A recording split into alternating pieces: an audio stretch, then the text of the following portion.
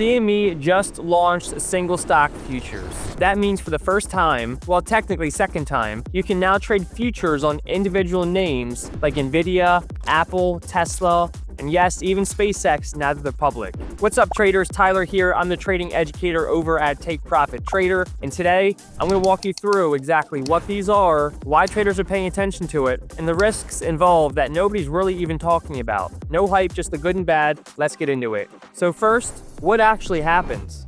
55 standard contracts. Each one tracks 100 shares of the underlying stock, and then 22 micros, which tracks 10 shares of the underlying stock for smaller size. You've got over 50 names pulled from the S&P 500, the NASDAQ 100, and the Russell 1000. So you've got the obvious heavyweights like Apple, Nvidia, Tesla, Google, Amazon, Meta, and some you might not expect, like SpaceX now that it's trading publicly. This is just a launch list too. I would definitely expect it to grow in the future. I'm not going to sit here and read all 55 names because that can get pretty long, but we will link it in the description if you're interested. Now, if you've only ever traded the ES, NQ, RTY, this is a completely different animal, and let me show you how. Here's the core of it. When you trade an index future like the ES or the NQ, you're trading a whole basket of companies at once. Hundreds of names moving together. A single stock future is exactly what it sounds like. You're trading just one company, just Nvidia, just Tesla, whatever name you pick. That's the whole shift. Instead of betting on the market, you're betting on one specific company's move. So when that company reports earnings or drops news, you feel all of it. There's no basket smoothing it out. So how does the contract actually work under the hood? There's a couple things you need to know. These are cash settled. That's important. At expiration, it settles to the stock's closing price in cash. You're never actually getting handed 100 shares of Nvidia. You're trading the price movement, not the stock itself. On price, a standard contract is 100 shares. So Nvidia at $200 is $20,000 worth of exposure. A micro is a tenth of that, or 10 shares, or $2,000 worth of exposure. It's just a smaller way in case a standard future is too big for your account size. Now, a couple of things that people get tripped up on. Dividends are baked into the price. You never actually get paid out on them. Don't expect a dividend check in the mail. And if a stock does a split or a merger, your position adjusts automatically so the economics stay the same. That's something index futures traders never really have to think about because indexes don't split. Okay, so that's the mechanics. Here's why futures traders are actually excited about these. 3 big reasons these are getting attention. First is capital efficiency. About 15% margin controls the whole position. So you're getting up to roughly 6 times leverage, and the rest of your capital can be for you to use elsewhere. Second is the hours. These trade nearly 23 hours a day, Sunday night through Friday. So if a company drops news when the regular stock market is closed, you can actually react to it. And third is shorting. Shorting one of these works exactly the same way as going long. You just hit sell. No borrow fee, no locating shares, no short sale restrictions to deal with. And if you ever try shorting a hot stock and you couldn't borrow, you know why that matters. And practically, what does this let you do? Same exposure, 2 totally different cash outlays.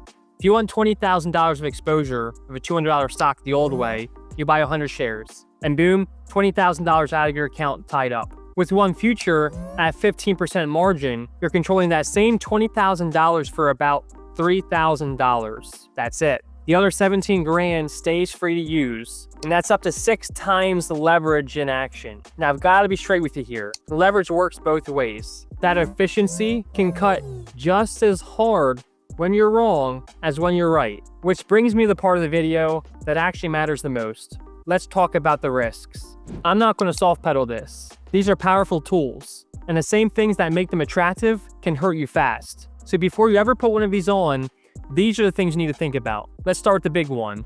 What leverage actually does to you on a sharp move. Here's the math that should stick with you. A single stock can move 10%, 20%, and sometimes even more on earnings. That's normal for a single name. That's not some freak event. So let's run it. You've got one Nvidia future, $20,000 of exposure, 100 shares at $200. You posted about $3,000 in margin to hold it. So now let's say the stock moves 20% against you. It drops from $200 to $160. That's a $40 move times 100 shares. That's a $4,000 move gone.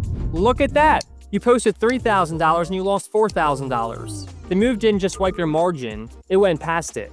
That's what leverage cuts both ways actually means in dollars. There are a few other risks that come with trading a single name instead of an index. 3 more to keep on your radar. The first one, liquidity. Some of these names may trade thin overnight, especially while these products are new. The second one is halts. And this is a big one that index traders rarely have to deal with. If the underlying stock gets halted, your futures halt too, and that happens a lot more in single stock names than it does in indexes. Circuit breakers can freeze the whole thing, and you can get stuck in a losing position with no way out until it reopens. And the last one is concentration. One name swings way harder than an index. There's no basket of 500 companies smoothing out the move. It's just the one company's news, the one company's volatility, amplified by your leverage. This is not the ES, so respect that it moves differently. So where does all of this actually leave you, especially if you trade with us? Here's the bottom line. Single stock futures are genuinely an interesting new tool, but they come with real single name risks. Understand what you're trading before you trade it.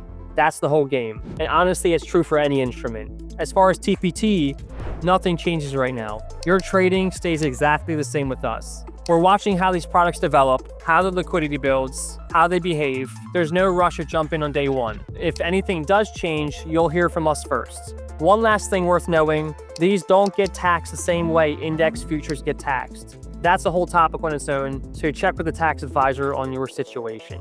If this broke it down in a way that actually made sense, hit like, please subscribe. We keep it straight with you, the good and the bad every time, and I'll see you next time.